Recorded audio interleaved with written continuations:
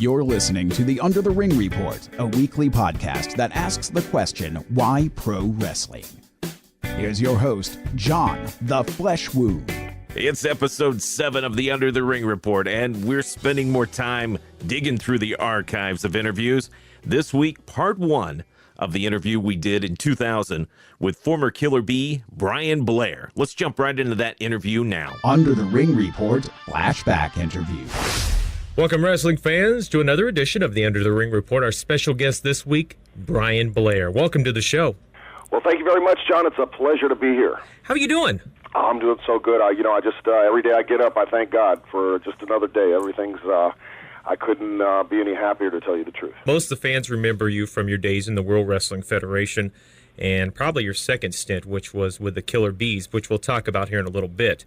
But first, I just want to ask you how you got involved in professional wrestling. Well, when I was 12 years old, my mom and dad got a divorce, but I was always into sports, and sports was kind of my way of, especially football and wrestling, amateur wrestling. That was kind of my way of, trying to get away from the turbulence, so to speak, at home and the tough life, the tough childhood that I had, and anyway, we were kind of bouncing around. I mean, don't get me wrong, my father loved me very much. He was in construction and in the union, and they were out on strike, and it's a tough time between my mom and dad, but they really never fought in front of us, but it was just that they were separated. I didn't see my dad very often, and we didn't have money, and kind of hopped from apartment to apartment. And when I was in high school, Eddie Graham, God bless him, and the Briscoe brothers, Jack and Jerry, they used to come watch me wrestle sometimes, amateur wrestle, and I got to know them. And then in one of the apartments that we had, that I had moved into, because I've lived on my own since I left home then right before I was 16 years old, and I lived on my own totally, so I've made a living for myself since then. But I met Buddy Colt. A lot of people out there may not remember him. He got in a plane crash that ended his career, and a guy named Bobby McShane died in the crash. There were some other guys in there, Dennis McCord, some people that you might be familiar with, John, but the average today wrestling fan may not be familiar with those names. But so anyway, I got to meet Buddy, and I knew the Briscoes, and I met Eddie Graham, and all together they knew my home situation, and I got a football scholarship to the University of Louisville, and I started going to college, but between time, I would work out with Hiro Matsuda because they wanted me to eventually join Championship Wrestling from Florida. So I started working out in between college with Hiro Matsuda, and about I guess it was my third summer, and during that time, just kind of for the record, over 100 people. His school was so tough. It made 2-a-days at football seem like a cakewalk, but his school was so tough during those 3 summers. The only 2 people out of at least 100 students that came in and out of there that actually made it were Mr. Wonderful Paul Orndorff and Hulk Hogan, 2 of my good friends. Yeah. And so it was a really tough school, but finally then during the summer before I was supposed to go back to my third year of college, somebody got hurt or something. And anyway, there was a spot opened up, and they asked me if I wanted to work, and I said sure. And make a long story short, I worked that week. Eddie Graham flew me in 3 times in his plane, didn't charge me a nickel, and I would think my check was $700 or $800. And I said, man, I'm not going back to college. I was living on the $10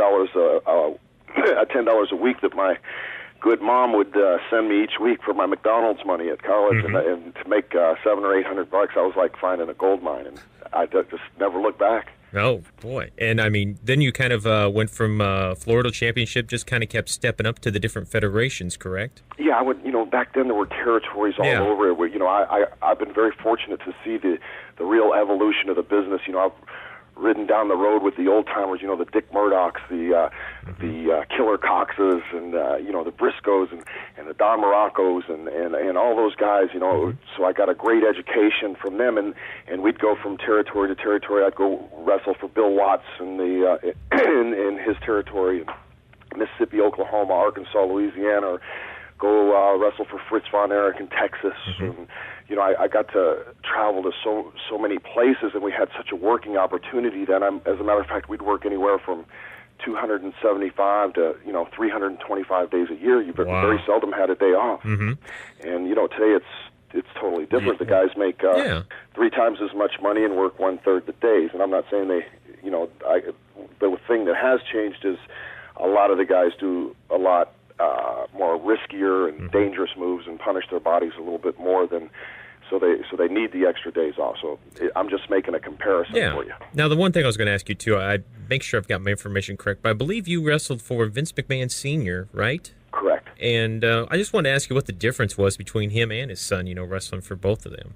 Well, you know, it's really interesting because I remember Vince Jr. in the locker room as just the announcer, not the boss. Just Big Dad was the boss. And Vince McMahon Sr., if anybody could, you know, wanted to know a nice man, that was a nice man and a good man and a serious man. But he had a genuine concern for you. I don't care if you're on the top of the card or the bottom of the card. I just came in there as just a green rookie, just glad to be there. But he made me feel like $1 million, and he seemed sincere. Whereas Vince Jr., who you know, I don't have anything bad to say about Vince Jr. I loved working for Vince Jr. I think he's the greatest promoter that's ever lived. There's some things that I don't like about him as far as you know, his one way or the highway, you know, whereas Vince Senior was, you know, he'd listen to you, and you know, everybody was entitled to their opinion, and he wouldn't really, you know, hold anything against you if you said what you felt. And mostly I kept my mouth shut, but I saw a lot of other people do that, and I was always a good listener, and it's a good thing to be. And Vince Jr. is kind of more, I mean, he's, you know, and he knows I call him Caesar, and we call him Caesar because he is. He's like Julius Caesar. He wants to conquer the world, and he doesn't want anything to get in his way. And, you know, God bless him if that's the way he is. I mean, obviously, he's brought a lot of success to a lot of talent. He's brought a lot of entertainment to people's homes. So, you know, there's definitely a huge difference, though, between him and his father, between their personalities, and that's just one of them. Okay. Now, also, I know that you spent some time wrestling in Japan, too. Kind of tell the listeners out there what the difference is between the Japanese fans there and your American fans. I mean, they ask a lot more, don't they? Yeah, they do. I mean, my last tour there was 96, and I was wrestling there a lot till WCW signed their deal with them. And the thing about Japan is most of the people still believe it's a shoot. They don't portray it as sports entertainment as it is today. It's still taken very, very seriously. They protect the business at all costs. And, you know, the fans don't quite get involved. You know, I mean, they like wrestling still, like just, you know, great moves. I mean, more wrestling moves. I mean, they still have like their junior heavyweight division where the guys do a lot of flying stuff, but they still really appreciate, you know, just hardcore wrestling. Yeah. And so it's a lot different in that respect. And the fans, you know, maybe you'll do a German suplex and you know, take a bump and go to the top rope and go for a splash, and the guy moves, gets up, German suplexes you back, and they'll give you an applause. You know, they'll clap their hands. Yeah. And whereas, you know, the American fans would be going, hoorah, or kill the guy. You know, I don't want to say any bad words on your radio program, but you know what I mean. I know exactly what you mean. Sure, John. Exactly, John. Oh, my. So there's a big difference, and it's still like that right today. As a matter of fact, I was out to dinner the night before last with Muta and Masa Saito and Osamu Nishimura. And, you know, they're good friends of mine. Okay. Now, you know, that we've covered the differences there. Now, you, what year did you actually start up with the World Wrestling Federation after wrestling in different territories and such? 82. Okay. That was your first stint, right? Actually, well, I went from Florida just started in Florida Championship Wrestling. Then I went to Watts' territory, and I had a great experience, great time there. He worked us to death, but you know, I was single and footloose, fancy free, didn't care, it didn't matter. I didn't have kids to worry about and all that kind of stuff. So it was a lot of fun, and that's something that I might want to address too, because you know, guys don't realize the pressure. That not just professional wrestlers, but any athlete, baseball players that are on the road for so long, you know, it's it's so hard. I'm being with Jimmy Brunzello's the Killer Bees. I'm sure we'll get there, but just while it's on my mind, the pressure of having kids when you're on the road is a huge pressure. Not getting to see them grow up, and that's a tough thing that a lot of people out there don't realize the sacrifices that the guys make regarding that. But anyway, get me back on track here. Oh, that's okay. I was just wondering, your first stint in the World Wrestling Federation when you came in. I know you were as a singles wrestler. Just want to talk a little bit about that. And, I know you had some great matches, especially with Paul Orndorff. Right. Yeah, I did. I think one of the best things that ever happened as far as my wrestling career was having Hiro Matsuda as a teacher, having broken in Florida, because Florida Championship Wrestling was like the hotbed for all the talent. Everybody would come through here. Everybody that was anybody worked for Eddie Graham. I mean, you can't name anybody in this business. From Pat Patterson at the beginning, I had my first match against Pat Patterson and Ivan Koloff, and Skip Young on Florida TV. And that was my first television match, I should say. Okay. But then, just that learning the psychology that they would teach you. It's almost becoming a lost art. I mean, I see so much stuff that I love the new young talent. I mean, there's so much good talent, but there's so many psychological things that they could do to get so much more reaction and so much more entertainment value out of it that isn't quite coached to them enough. And they do have one of the greatest psychologists is probably Pat Patterson, wrestling psychologist in the World Wrestling Federation. He's probably one of the best. But after a while, when you get used to seeing and how the evolution changes, sometimes your perception changes. But and I'm not Dr. Fix-It-All, but just from the outside looking in my own personal view, I see a lot of places where they could definitely use the old psychology that was taught to us. Okay. And that kind of brings us to, what do you think of everything else? I mean, there's just so much talking and acting going on. I mean, there's not any wrestling really going on anymore. It really is kind of something that I don't like to be negative about anything, but it is something that I wish would be changed more, because I've got two little boys. I got my own Killer Bees, Brett and Bradley. They're 4 and 7, and I can't really let them watch a lot of the wrestling. I'll pick out a match or two because they love it. They go to, when I wrestle independents and stuff once in a while. Whenever I'm in Florida, I'll take them, and so they're into it, and they know that's what Daddy does, and they see all of Daddy's stuff and tapes and all that kind of stuff. So they want to see that, and then when I can't, let them watch that, I guess obviously ratings are higher than they've ever been, at least for the WWF, and a lot of that is because of the sex and the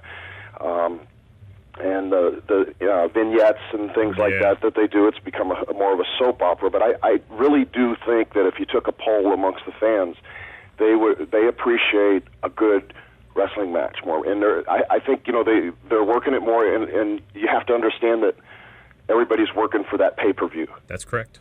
So they're working for that show at the end of the month, so they're trying to tell that whole story, and they don't want a match longer than 6 or 7 minutes. And then to me, the psychology of that is to get them to buy the pay-per-view and then give them the great wrestling match. But because, and you do have some, Mick Foley is just a classic. I mean, I love Mick, and I just was talking to him a while back. He's a friend of mine. Just in December we were together, and this past December. And he's a classic, one of the last guys that really learned, Steve Austin, guys that learned good psychology that have some great matches. Like guys like Shawn Michaels, The Undertaker, all those guys, they learned old school and could blend it with the new mix. So that's true. And when you see those kind of quality matches, and you step back and look at a lot of the other matches, I don't think there's an argument that what I'm talking about is a better mix. Now, do you think, too, now you've got a pay-per-view every month, and, back in the 80s and early 90s, there was only probably, I think, 4 quality pay-per-views going on a year. So you had, you would build up a feud for a whole year before it would actually end up on a pay-per-view. Exactly. Does that that's got to have a major effect in what's going on. Oh, well, that's what it's all about, because since the formats have changed, you got to work to the format. And since you've got a pay-per-view every month, Now everything's got to be sped up. It's quicker angles. They usually don't last as long. It's more of a quicker story. I mean, there are things. I mean, you can look, and I think one of the biggest reasons why WWF is beating WCW so badly, since the tide turns so badly in WWF's favor in the ratings war, is because they do tell more of they go on with a longer story, even though things are happening. I mean, how long's Mae Young been pregnant now? You know, I mean,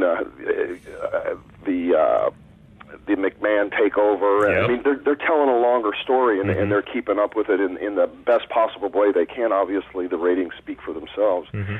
But again, you know, like I just think there could be, you know, better, more quality, more psychology matches. But it's hard to do that when you're not doing it every night. And that's part one of our interview with former Killer Bee Brian Blair. Now make sure you follow us on Twitter at UTRR Podcast. You can also check us out on Facebook and look up the same thing. And visit our website, undertheringreport.com, to subscribe to the Under the Ring Report. Next week, part 2 of our interview with Killer Bee Brian Blair here on the Under the Ring Report. Hello, this is B. Brian Blair, formerly the Killer Bee in the World Wrestling Federation, and you're listening to the Under the Ring Report with Big John, my man. Thanks for listening to the Under the Ring Report. Please visit undertheringreport.com and subscribe for free so you can listen every week to the Under the Ring Report.